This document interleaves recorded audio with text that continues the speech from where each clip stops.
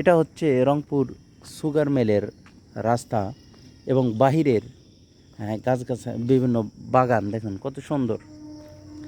কিন্তু আফসোসের বিষয়, যেটাকে নিয়ে এটা গড়ে উঠেছে সেই জিনিসটি আজকে বন্ধ হয়ে আছে সরকারের বিভিন্ন রকমের দুর্নীতির কারণে, বিভিন্ন মন্ত্রণালয়ের চাঁদাবাজির কারণে এবং আমাদের সরকারি প্রকল্পগুলোকে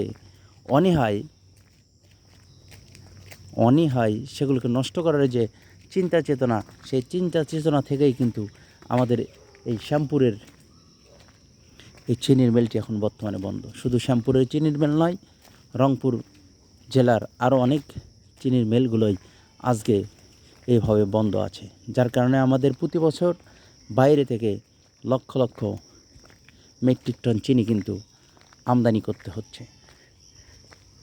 আপনারা দেখুন বিশাল এরিয়া, আর এগুলো সব আজকে পরিত্যক্ত একটি সম্পদ, যেগুলোকে তৈরি করতে সরকারের কোটি কোটি টাকা ইনভেস্ট করতে হয়েছে, কিন্তু শুধু সরকারের অদক্ষতায়, অদূরদর্শনীয় চিন্তাভাবনার কারণে আজকে সেগুলো কিন্তু সব পরে নষ্ট হয়ে যাচ্ছে।